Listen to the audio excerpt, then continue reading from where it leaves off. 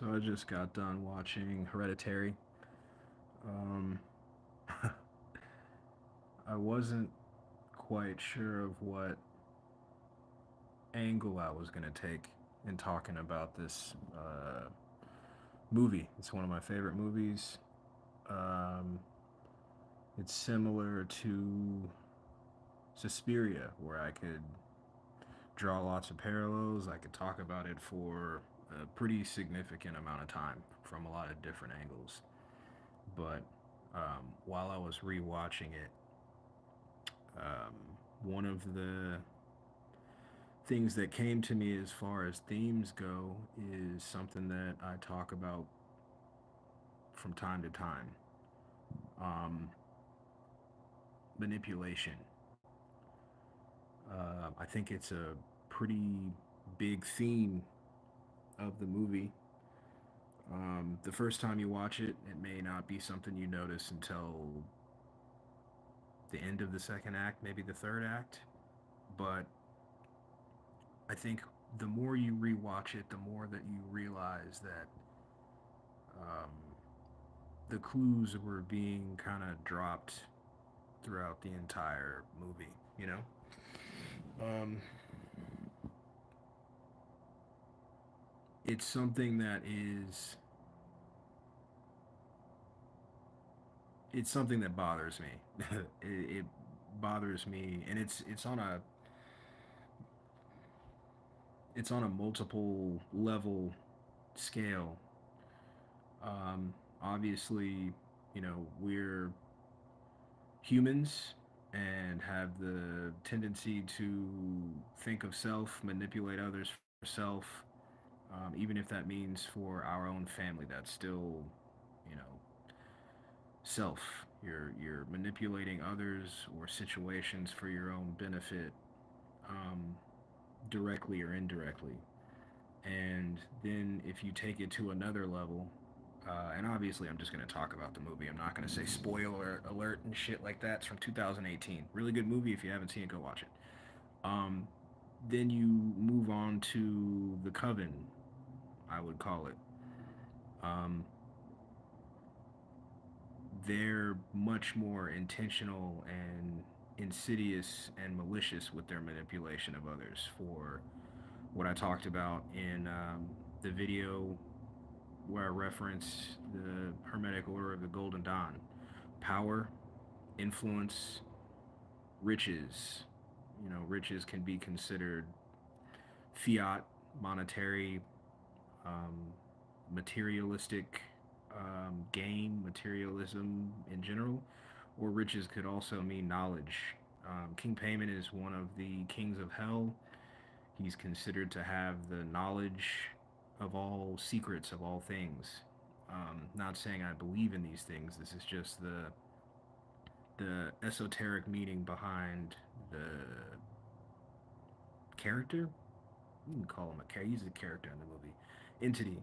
Um, the motivation behind Annie's mother to orchestrate what she orchestrated, which took decades, generations, was for riches. And the first time I watched the movie, I didn't realize this, but Annie's family, her family was not the beginning to her mother's attempt at trying to bring forth payment.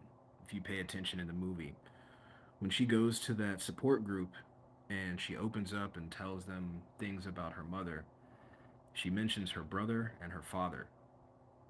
And her father starved himself to death, which I'm sure anyone who has fasted knows is kind of unthinkable. Like, I can't imagine starving myself to death. It's one of those things where if you go to harm yourself physically, something within you is going to make that very difficult.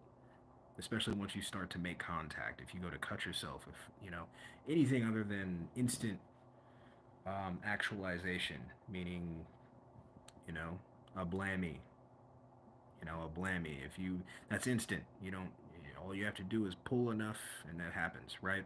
But if you use a blade or something to that effect, once you get a good cut or two in, you're gonna probably at least take a step back. You're gonna pull it off and say that actually fucking hurts, right?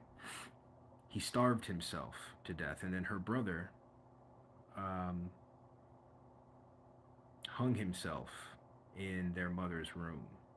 And in the note, she says that he blamed her and said that she was putting people inside him. So obviously, she was trying to perfect what she believed to be a process for putting people inside of Annie's brother, right? So this didn't just start with her family, with Charlie and with Peter. Um, and that's disturbing. And the thing that it made me think of is there are a lot of people that are getting into occult studies and practices, trying alchemy, trying different forms of witchcraft, and those things aren't inherently bad or inherently evil. But when you also factor in the selfishness that's been kind of ingrained into a lot of people walking this plane right now, it's it's a blurry line. It's something that can very quickly go in a bad direction. You know, especially if you've been traumatized or if you've been hurt really badly or if you feel like you've been overlooked for something that you've wanted for so long or that you've wanted so much, that you're willing to do things that you maybe weren't willing to do previously. That's dangerous. They didn't really paint a vivid portrait of Annie's mother's intentions. They really just talked about how she did this for riches. I believe that that was, in a sense, what I talked about recently. Um, she, at the very least, understood that you don't receive your riches here. You receive your riches in the after. Everything that she did in her life was to prepare for receiving her riches in the after. There's a scene where Annie reads a note from her mom where she kind of apologizes but said, all of our sacrifices will pale in comparison to the reward we receive. Um, Haunting. This movie, the movie's fucking haunting. I like horror movies a lot. If you know me at all, you know that already. But this movie fucks me up in multiple ways because Ari Aster is really good at writing. He's very good at directing. He's very good at cinematography. But the the breadth behind this story is intense and it's really, really multifaceted and layered. There's grief, there's family dynamics, there's manipulation, both metaphysical and physical. There's, struggle between generations, there's struggle between nuclear family members. Um, and the level to which they chose to integrate real occult shit is intense. Payment is a real entity, as far as legend goes. Um, Not saying I've seen payment or anything like that, and I honestly I have no intention to. Um, this is one of the reasons if you kind of have followed or if you go back and watch videos, you'll see a progression in which I've been studying, studying, studying, and the more that I study, the more that I realize like you don't want to necessarily fuck with these energies or whatever you want to call it. Most of the time, I haven't found a single energy or entity that's been described as purely benevolent. There are interpretations that leave things out, that manipulate the text that they draw from. Um, Abrahamic texts tend to change things quite a bit. They leave out entire books, they change words, they change pretenses. Um, but it's not; those aren't the only ones. Any deity that you read about or research, you're going to find that they are a mixture of malevolent and benevolent. Generally, more malevolent. A lot of manipulation, a lot of siphoning of worship, which is essentially just energy. You know, if you recognize what you are and who you are, and realize the power that comes behind that, and what your intentions can do, what your hope can do, what your love can do, those are very, very strong things. They're not just emotions. Emotion is just a word, right? So, like, philosophically, if you look at the intention behind a lot of these um, belief systems, and by that, I don't mean the faith, I mean the belief systems, the things that have been put into place by those in power within those belief systems, those that have the capability to take out entire books, that have the capability to add fake books, that can add time to history, that can take away certain chunks of history, like Charlemagne. I've talked about Charlemagne before. Um, these are very self interested beings that are generally serving a specific energy and using the people that look to them for guidance and, reassurance as chum, as like food. And in this movie, Annie's mother is no different.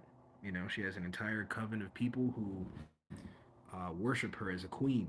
Queen Lee, Queen Lay. I don't know how she pronounces her name, but Queen Lee. There's a picture in the treehouse at the end. Um, but even Queen Lee is bowing headless to payment in this film. Um, the other references to Lee in this film gave me they were very visual. There's a scene where Charlie walks outside and she's staring, and you don't know what she's staring at for a minute, and then the camera pans and Lee is sitting. What The first time I saw it, I thought that she was sitting on her heels, like on her knees.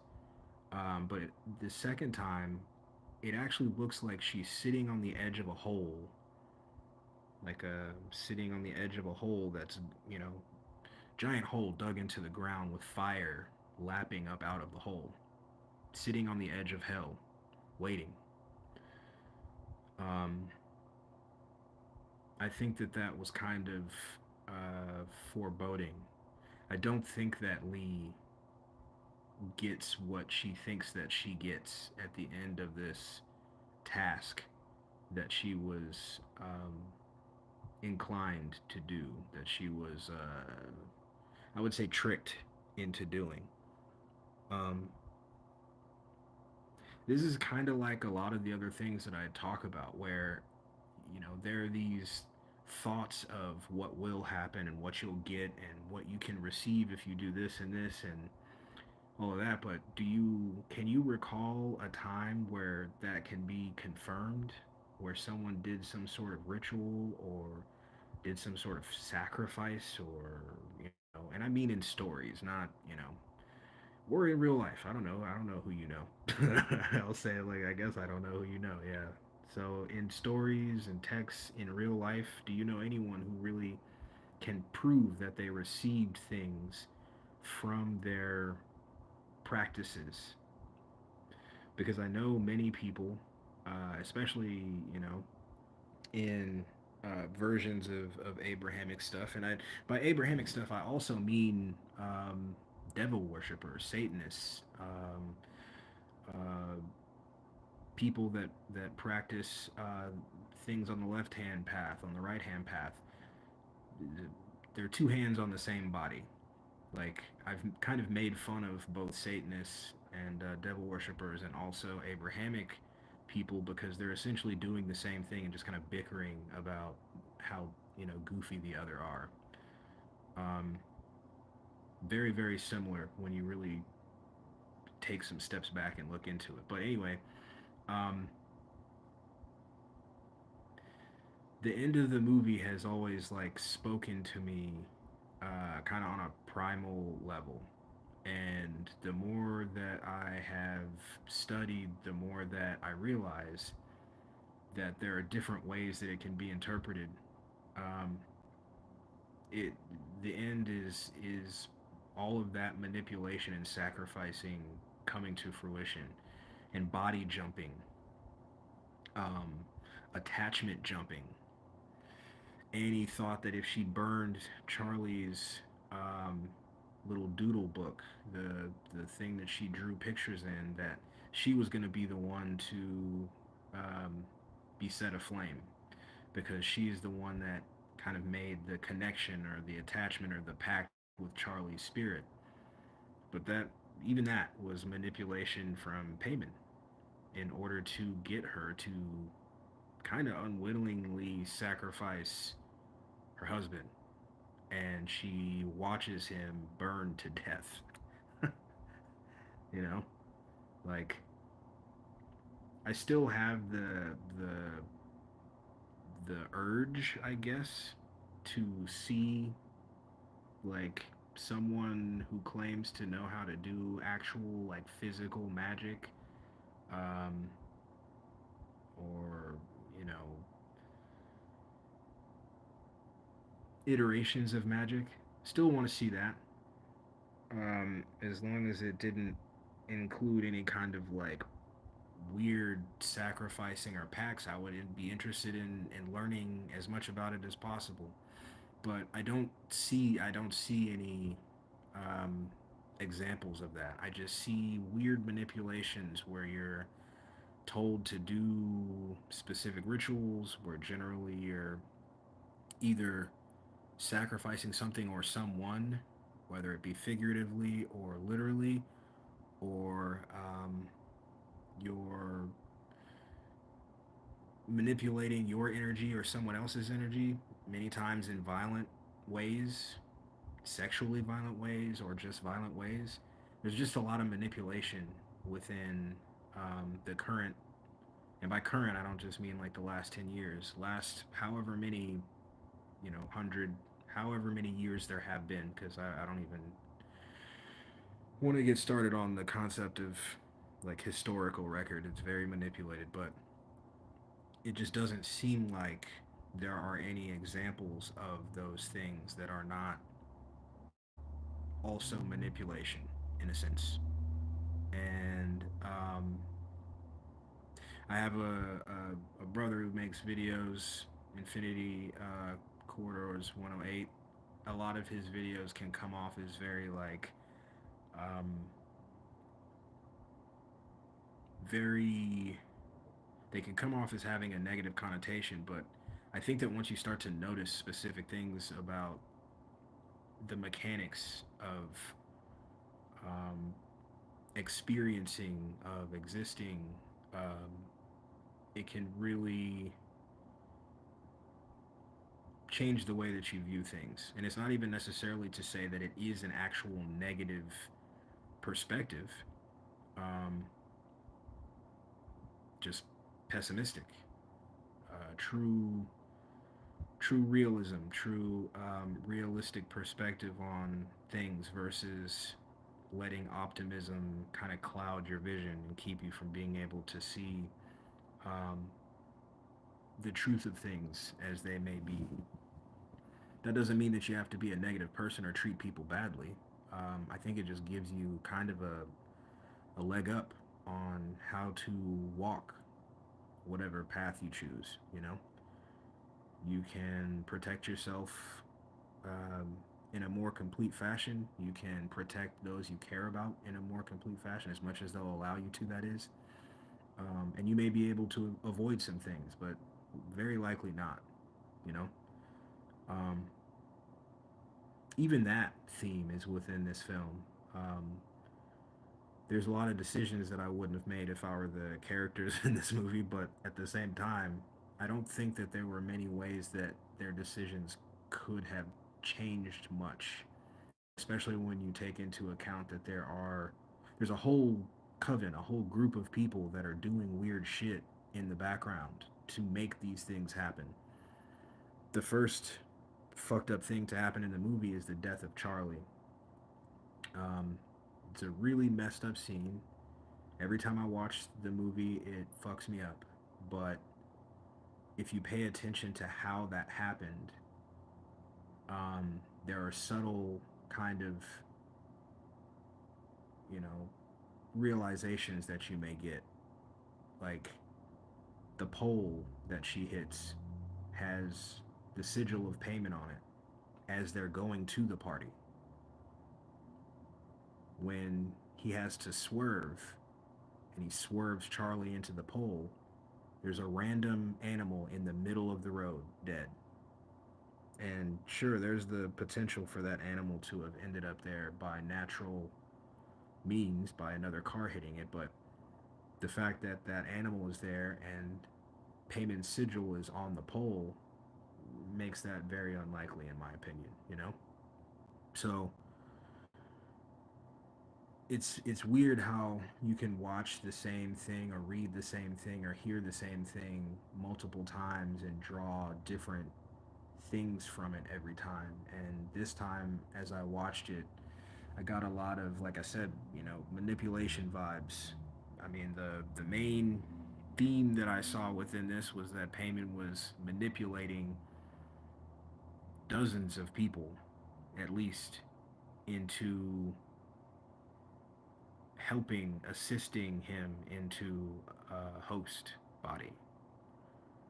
Um, and while I don't view that as like a literal thing, obviously it's a movie, I see the parallels between the movie, the plot, and the things that you can maybe draw delineations to in real life, in this existence or experience or whatever.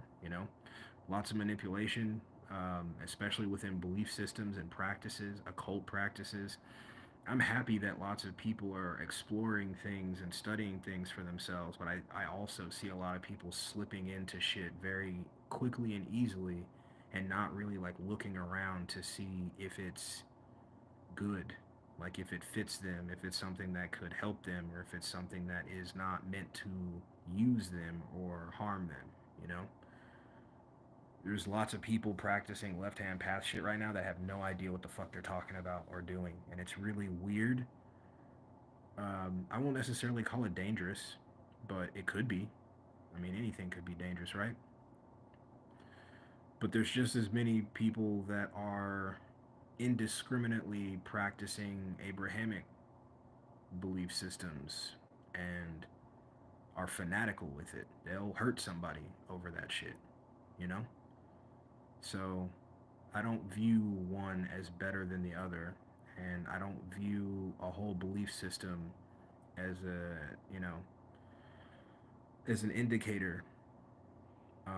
One person's shittiness is not an indemnification of everybody else within that belief system. I think that there are Christians that are really good people.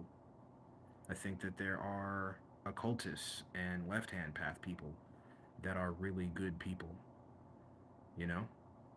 But there are just as many, if not more, on both sides that are pieces of shit and will do and say, take and give whatever they need to reach their means and or to reach their end goal. To them, the means justify the end, and you know it's kind of like this is a lot more lawless than people believe it to be, but I don't see another way for this place to work even the way that it does. If everybody realized that at the same time, this would be interesting. It'd be a lot more interesting than it is now, and it's already pretty interesting, but it would be hellish, chaotic, and not a good kind of chaos. Anarchy, not a good kind of anarchy. You have the technical version that political people quote or go by, but then you have the literal sense of anarchy, which is just violence, figurative and literal. Um, Still one of my favorite movies, man. It disturbed me a little bit more, I think, than it usually does, but that might be my own shit, kind of, you know, floating in there.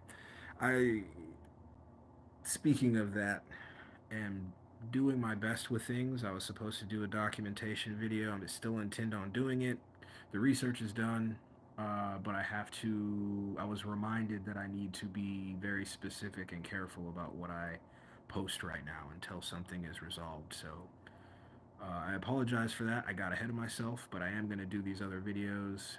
And as soon as this situation is figured out, you'll see that documentation video. Anyway, I like.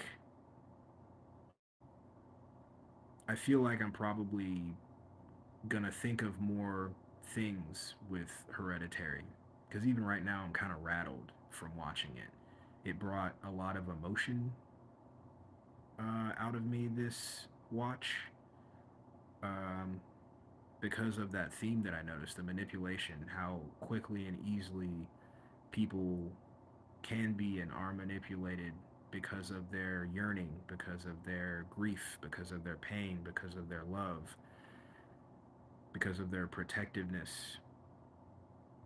Um, and people that are comfortable with manipulating will use any of those things, all of those things. Um, yeah, it fucked me up. It fucked me up. To watch the progression of this giant ritual um, within the span of a 2 hour movie was intense, you know? Um, I'm not what I would consider to be a preachy person, but I do think that I think it's both beneficial but also dangerous how many people are getting into occult practices without realizing the mechanics and the dangers and the cautions that they should have. You know, you can physically, you know, let's take the belief stuff out of it, because whenever I start to talk like that, I get taken very literally, which I kind of sick of that. I speak about philosophy and metaphysics and interpretation and do thought experiments, but I I can't keep saying that every time I give a thought. So I guess I'll just say it once a video. But anyway, you can hurt people with that shit, you know.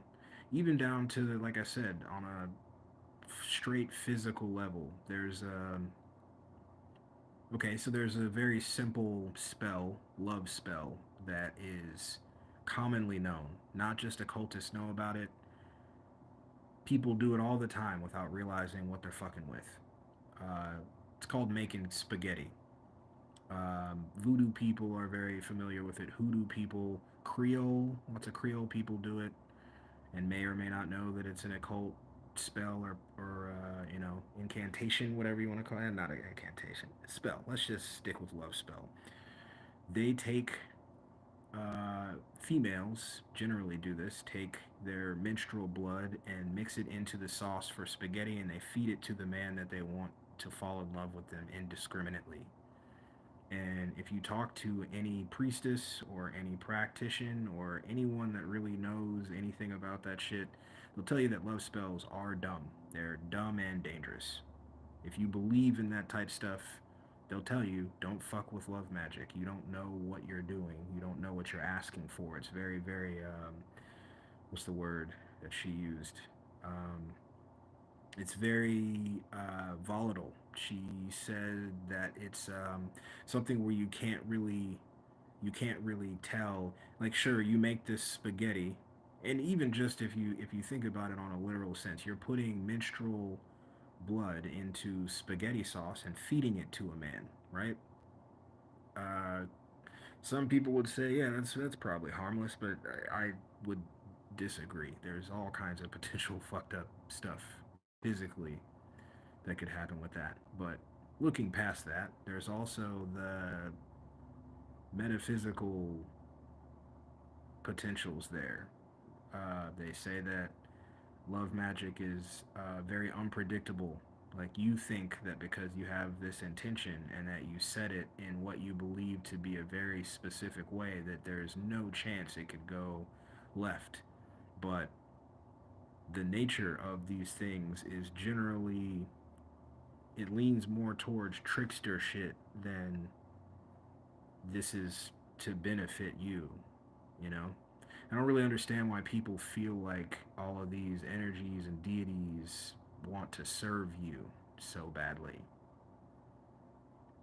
People use very specific terminology lately, and I'm kind of starting to realize why they use it. Like when you hear people say, "I work with Papa Legba," or "I work with, Shiva," or whoever it is. For one, I've said many times that those are the whatever it is you think you're working with. Those are just aspects of you. Once you get past all the like kind of MLM bullshit that people are using right now, most people will tell you that most of the time, those are aspects of you that are allowing you to express things that you may not be comfortable with, or to do things that you may not have the you know uh, energy or the gall, the sand to do yourself. So you create this stronger being, and attach the specifics of a known deity or maybe one you created to it, and then you can all of a sudden do this thing, or you feel better about this thing that you're worried about. But it's it's weird how people say work with. If you believe these energies or deities to be real and then you look at their legend, why would you believe that they would serve you? Why would you believe that they would do your bidding or do your will?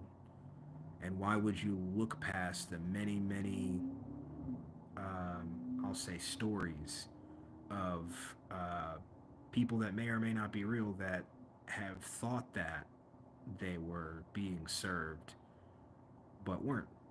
It's like the concept of a genie or jinn. Some people only think of like Aladdin or some Disney shit.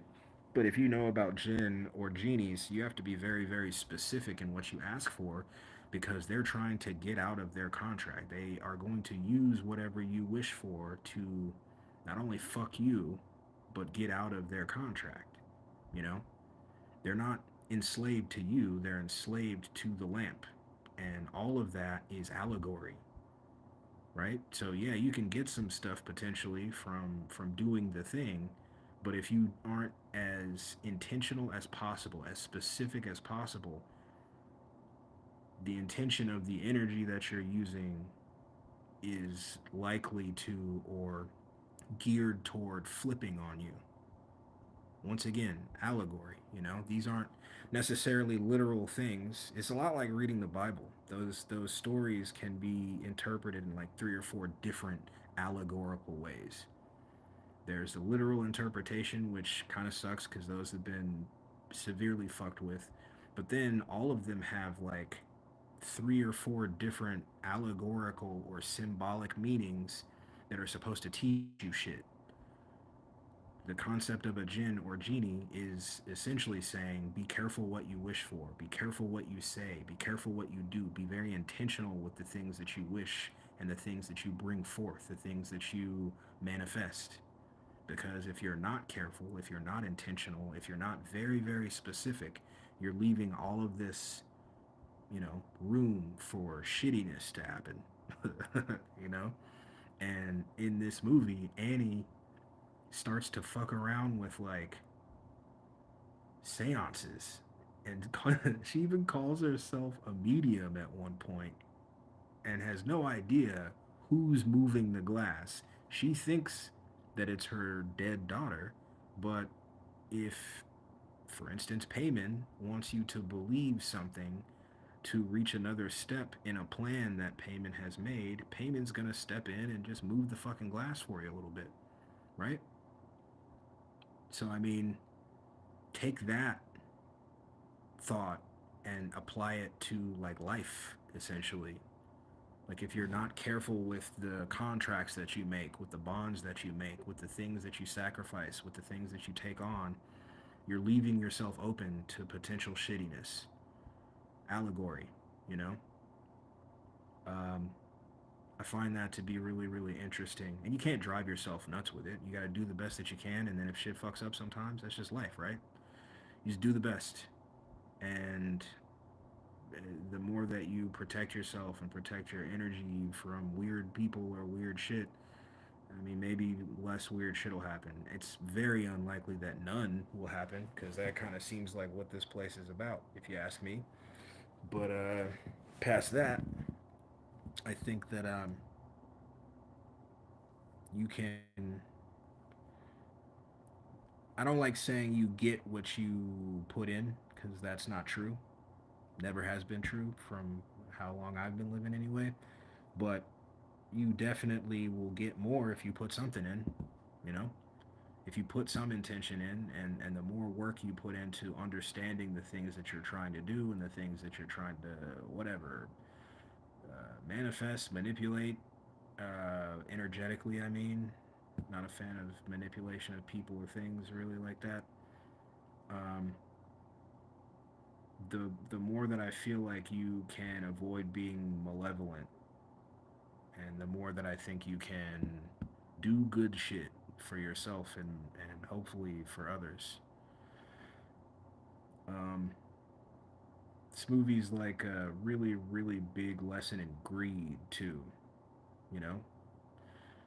Queen Lee pretty much did nothing with her life other than the pursuit of riches for herself and ultimately for her coven. But even that is disingenuous. I don't believe for a second that she wanted to share her riches with her coven.